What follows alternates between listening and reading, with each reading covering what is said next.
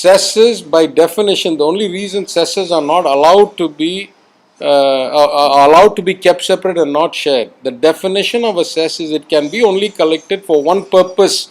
You cannot collect a generic cess, keep it in your pocket and say one day I'll send it for vaccinations, one day I'll spend it for milk. No, no, no. The law is very clear. If you collect a cess, you have to collect it for a specific purpose and only put it on that purpose. To the best of my knowledge, there has never been a vaccination cess. Has there been? No. There is a cess for various things, for Swachh Bharat, for Krish Kalyan, there's GST compensation cess. The CAG report, if you go and read over the last 4 or 5 years, every year the CAG report points out that the monies collected for the cesses are not used for the purpose of the cess. Sometimes they are not used at all, sometimes they are misused, sometimes they are not used and then absorbed into the union government's general account. That is a violation of the rule. At the very least, after you absorb it back into the union account, you must then split it to the states in the ratio given by the Finance Commission. That also has not happened.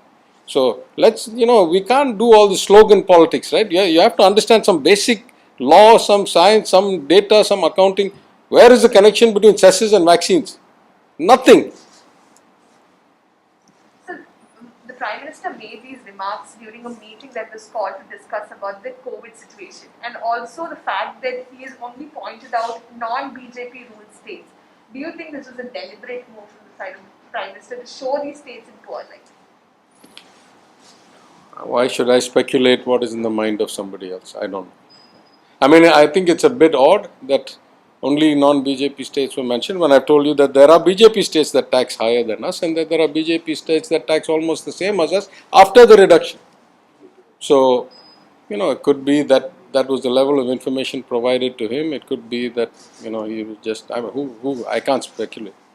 So as the prices go up, sir, although you don't increase the taxes, you get an exponential rise in your revenue. No exponential. Let's be very clear. We purposely, and this is a bit technical, right?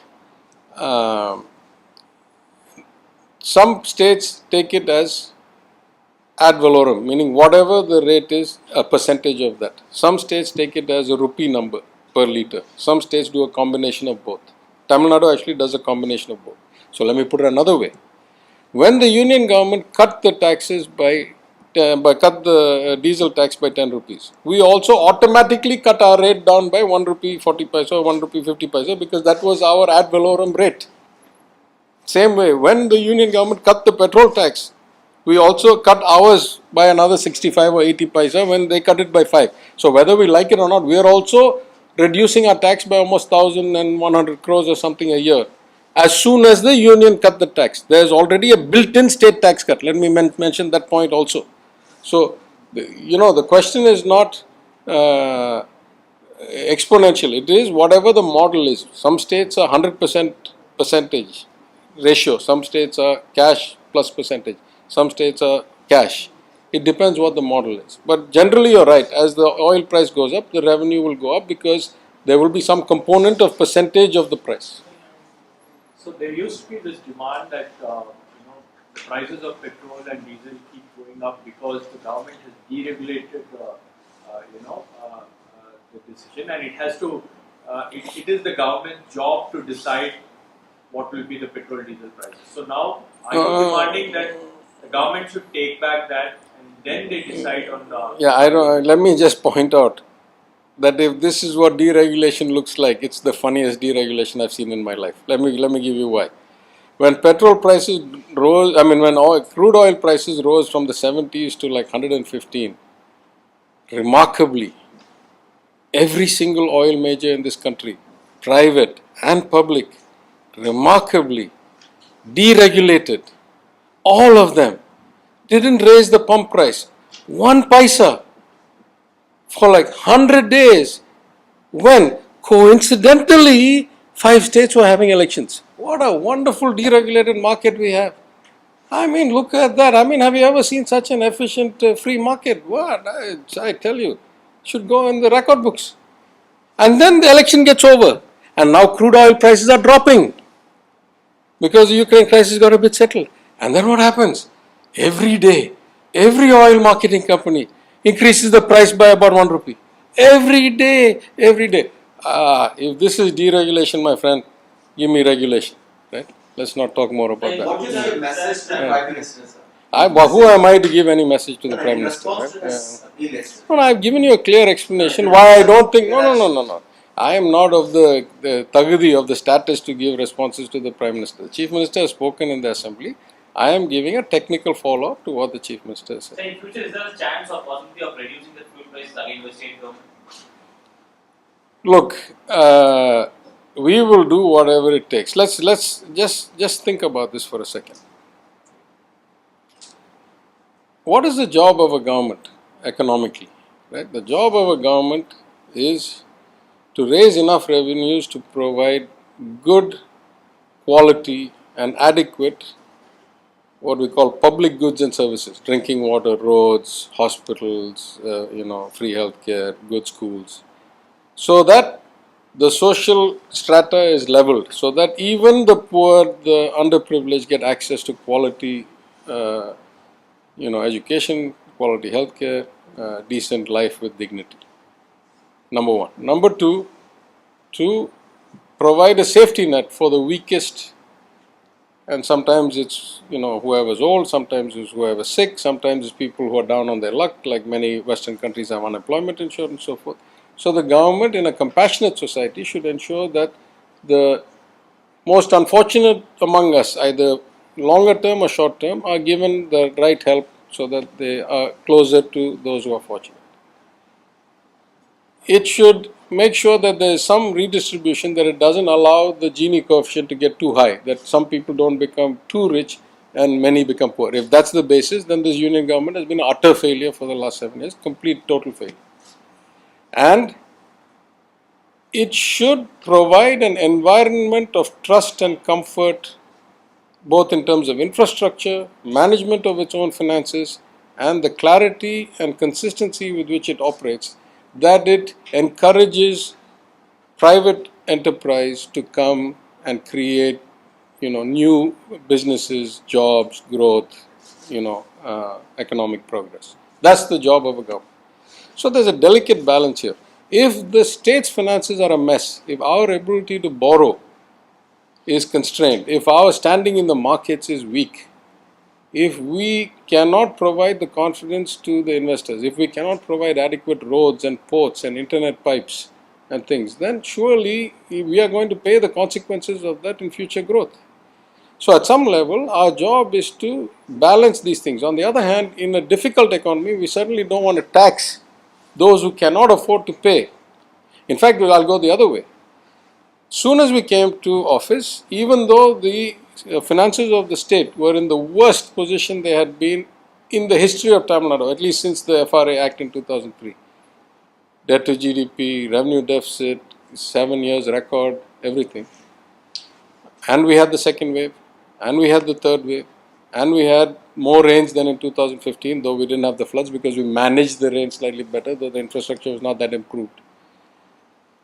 After all that, we did stimulus of the economy. The Chief Minister, as he had promised in the manifesto, 4,000 rupees for every ration card, plus additional commodity products or the groceries during the pandemic, plus other support, plus additional medical facilities, plus additional staff. In my opinion, we spent probably 20,000 crores more than had been budgeted when the budget was presented in February. Now let's be clear. When the budget was presented by my predecessor, Mr. O. Pannirselvam, Honorable Finance Minister at the time, nobody saw the second wave coming or the third wave, or we hadn't had rainfall predictions for October, November. So whatever budget he presented, we spent 20,000 crores more than he could have ever dreamt of spending. And yet, we brought the revenue deficit in 7,000 crores lower than he predicted. Unfortunately, we couldn't spend capex as fast as we wanted. So the net result is we brought the fiscal deficit down from the 4.61 of the previous year down to 3.8. In my preference, I would have been a bit more aggressive in the accounting because we take the books to print by March 1st. In fact, the final numbers only come in March 31st. In fact, our numbers came in better than we presented in March 1st, or we printed in March 1st. That's why in our medium-term fiscal plan, I've said that in 2 years, we will bring this thing close to balanced budget, close to compliance with the FRA. In fact, I'm telling you, of I won't print it because my IS officer is a bit comfortable, but I have every confidence that we'll, just like we outperformed our own budget estimate of August, September 21 when we presented the RE, and the FA will outperform the RE, then we will outperform the MTFP the next 2 years also. So our job is to balance this, that where we need to spend, we have to spend. Where we need to control, we need to control. But we need to most of all attract investment, and that's why after the Honorable Chief Minister came, our FDI and our agreements have gone up almost 50-55% over the last year. Some of it is the recovery of the economy. But I am 100% convinced that this year, because we already have the pipeline, we know what's coming. Just yesterday I chaired the board meeting of the TNIFMC, which we have restructured for the first time. I'm 100% convinced that we will continue to provide that confidence to all people, to the voters and the weak and the underprivileged, that we are compassionate and caring and we will not abandon them and leave them in a huge tax quandary. On the other hand, that we are responsible and balancing our books and will be good partners to investors, both financial investors and corporates. So the long way of answering that, I'm saying, if it comes to it and we have to do it, the Chief Minister will do the right thing. But just to put this in context, in 2017, when I spoke against the GST price rise, my exact words were, you are playing with fire, because if you raise the taxes like this and the cycle is going the way I think it's going, at some point you are going to breach 100 rupees at the pump. I predicted this in 2017. And I said, what will you do then? Will you then cut the taxes and make the budget go out of balance? Or will you deal with the inflationary effects of 100 rupee petrol? Now, of course, it turns out that the ADMK government didn't raise the rates nearly as much, either in rupee terms or in percentage terms, as the union government. And to be fair, they cut back 1 rupee or something of it in 2019, I think, when the COVID came, or 2020. So I won't say that they have behaved very irresponsibly. I'd say we have always proven to be more sensitive. Again, I say between 2006 and 11, 3 times, and 21 once, after 21 once, we have lowered. The ADMK has no history of lowering, only raising between 2011 and 21. I don't know what happened before 2006, you'll have to get the data for that. But it's a So core promise. there is this question from the common man as to why should OMCs decide on the prices of petrol, and there is no accountability on part of the government. The government says that it's oil marketing companies that keep, No, I just gave you a So- remarkable price record, right? Yeah, that's what. Like, is there a fixed match between the government and the oil marketing companies? Because if it is going to be difficult for them in elections, they try to keep the prices under control, and once the elections are over, is there a fixed match? I can't comment on that. Let me just say, as a former student and lecturer in stochastic models, the odds of a random coincidence providing this result of 70-80 days of input cost rising but pump price not rising, and then input cost coming down but pump price is rising every day in the systematic way, the odds of that are probably 10 times higher than you going to the sun and coming back alive. You figure out what that means. Right? So your whole promise of 5 rupee cut. Yeah, so I'm saying we already cut 3 plus 3. No, 3 plus. Listen, I keep telling you, when they cut, our tax came down as well. So it's already a 375 or 380 cut. We'll see when we can do the remaining. Sir, you've been saying that they have been reducing. You understand why I'm saying 375, 380, right? The first 3 we cut. When they cut the 5, because our ad valorem on top of their 5 also got cut. Right? You've been saying that excise has been reduced and cess and surcharge have been increased. So what exactly is the quantum of loss for the states in the last 8 years? Last 8 years, I don't know, but the statement I put out, I said before, when it was excise and not cess, even in the 1 year between 20 and 21, the 1,000 something crore, 1,500, 1,600 crore we were making from our share of excise has dropped to 800 or 700 crore, just the 1 year. If I go back 2014, I'd probably say annually we're losing 1,500 to 2,000 crores. So that might roughly end up around 15,000 crores. I don't know, it's hard for me to say. But yeah, no less than 10,000 crores or 9 or 10,000 crores, as may be as high 15, 16. I don't have the math. That's, I mean, roughly. Yeah. So you spoke about this petrol tax being raised from 14 to 20 and diesel from 7 to 8. This is from 2014 to 2020. Yeah, all the raises were done in the ADMK regime. Not one of them was done by us. Sir, you always been saying about the base rate, right? So when you compare to the base rate, right? See, for example, in Tamil Nadu, when in 2011 it was the excise duty was 14 around 14 rupees. It has been increased to 26. No, remember, it didn't go from 14 to 26. It went down to 940. I'm telling you, Dr. Manmohan Singh cut the excise because of oil price rise. So you're right, in 11 it was 14. But by 14 it had been cut to 940 or something. Okay. And then they have tripled it or more than tripled it from 940 to 3220 and now cut it back to 27 something. That's all. Went like this. But that includes, no. But in the original it was all excise. Yes. Now this 27 something is mostly cess and surcharge. Hardly 1 rupee or something of that is excise. Yeah, namesake, there's just, I mean, in that it's almost not worth the calculation effort of collecting that and trying to divide it 30 ways. Okay? So last question. Yeah. And Bollywood actors mentioned that Hindi is a national language. So how do you see this?